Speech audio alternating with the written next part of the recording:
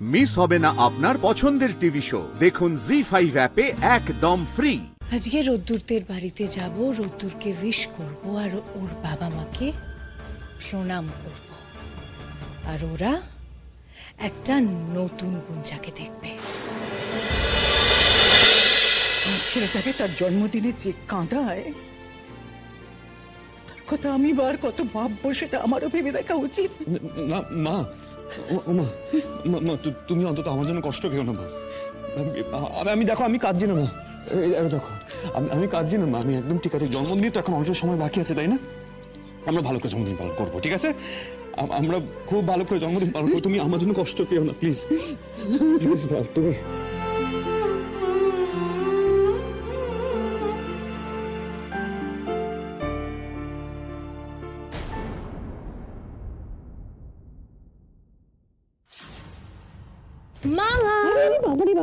কি হলো বাবা? মার প্রতি এত ভালোবাসা, কি ব্যাপার? আচ্ছা, মুশকিল হয়েছে তো। তুমি যদি এরকম করে আমার সাথে কথা বলো, আমি কিন্তু আবার আগের মতো হয়ে যাবো। শোন গুঞ্জা, সবকিছু ভুলে গেলেও এই যে হঠাৎ করে তুই আমার গলা জড়িয়ে আদর করছিস, এটা তো এমনি এমনি না। এর পেছনে নিশ্চয়ই কোনো কারণ আছে, সেটা আমি খুব ভালো করে বুঝতে পারি। যাকে শোন, কালকের দিনটা তুই ফ্রি থাকিস, বুঝলি? বাবা কিন্তু বারবার করে বলে দিয়েছে ওই ছেলের বাড়ি থেকে তোকে দেখতে আসবে। কালকেই? হ্যাঁ, কি অসুবিধা? কালকে কোনো কাজ রেখেছিস নাকি আবার? না, আমার কোনো কাজ নেই। তা কখন আসবে? আসলে ওই বিকেলের দিকেই আসবে। আচ্ছা। আর হ্যাঁ, তুই কিন্তু বলেছিস আমরা যাকে পছন্দ করব তাকেই তুই বিয়ে করবি। করবো মা, করবো। এবার বল দেখি, আমার গলা জড়ি ধরার কারণটা কি? তোমার কাছে একটা জিনিস চাইবো, দেবে? কি? তোমার একটা শাড়ি পরতে দেবে? আজকে পরে যাব। কি হলো, এরকম হাঁ করে রইলে কেন? দেবে না, তাই তো? না, আমি ভাবতেই পারছি না। তুই তো শাড়ি পরতেই চাস না। আমি কতবার বলেছি গুঞ্জা শাড়ি পর, শাড়ি পর। না, শাড়ি আমি পরবো না। আচ্ছা, ঠিক আছে। কালকে যখন পাত্রপক্ষ আসবে, আমি স্কার্ট পরে ওদের সামনে বসবো, মিনি স্কার্ট। হ্যাঁ, তা আবার হয় নাকি? তুমি তো বলবে যে শাড়ি পর গুঞ্জা, তাই জন্য আজকে থেকে একটু প্র্যাকটিস করে রাখছি। ও মা, দাও না শাড়ি বার করে। আরে বাবা, নিয়ে না, কত শাড়ি আছে, কে বারণ করেছে? দাঁড়া।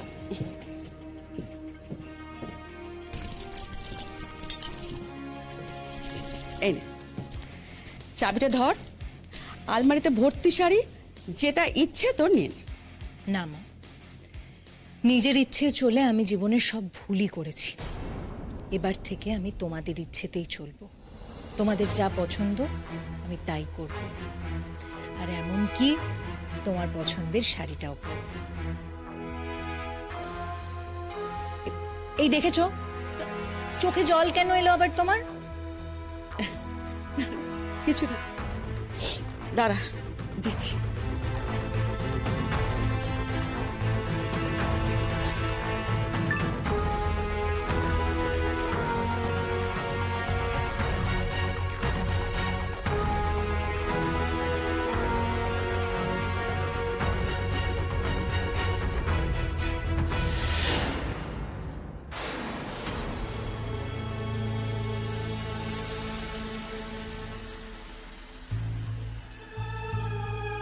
দেখ তো, ভালো লাগছে?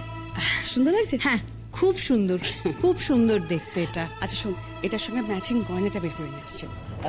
না না, সেসবের কোনো এখন দরকার নেই। আগে আমি শাড়িটা পরে দেখি, গয়না না হয় পরে হবে। হ্যাঁ, আরে কোথায় যাচ্ছিস তুই এখন আবার? কোথায় যা, ঘরে যাচ্ছি মা, শাড়িটা পরে দেখতে। তুই এখানেই পর না, এখানেই পর। আমি না হয় এসে তোর গয়নাটা বের করে দিচ্ছি। আচ্ছা ঠিক আছে।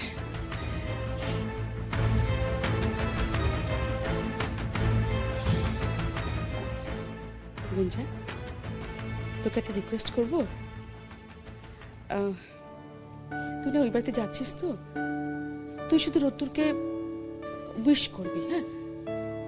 আর আঙ্কেল আন্টিদের প্রণাম করবি, ব্যাস তারপরে চলে আসিস। বেশিক্ষণ থাকিস না আমার বাড়িতে, হ্যাঁ? ওইটুকুর জন্যই তো যাচ্ছি মা। আর তুমি আমাকে এখনো বিশ্বাস করো না, তাই না? না রে মা, আসলে কি বলতো, আমি আমার কপালকেই বিশ্বাস করি না। তোকে আমি এই কথাটা বললাম কেন জানিস তো? তার একটাই কারণ, এই যে তুই যে চেঞ্জ হয়ে গেছিস সেটা যেন ওনারা বুঝতে পারে, তাহলে হয়তো ওনারা তোকে ক্ষমা করে দিতে পারেন। আর তাছাড়া তো তোর বিয়ে হতে চলেছে, তুই ওদের আশীর্বাদ নে, ব্যাস। তুমি যেমনটা চাইছো ঠিক তেমনটাই হবে, চিন্তা করো না। বেশ।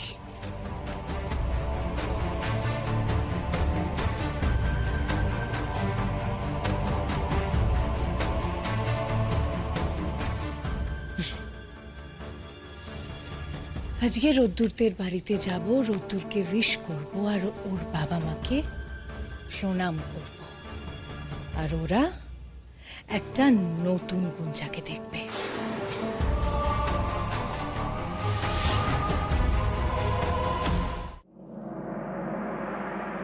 আরে কি আশ্চর্য, একটা কাজ করছিলাম তো।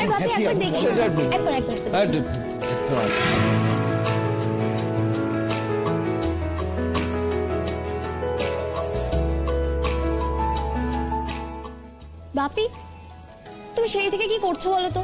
আচ্ছা চুপ কর তো। আরে গোলু, তোমায় তো ডাকলাম সবকিছু ঠিক আছে কিনা দেখার জন্য। হ্যাঁ, পরীক্ষা করে দেখে নিতে হবে তো, দাঁড়া। চলে যাবে? চলে যাবে?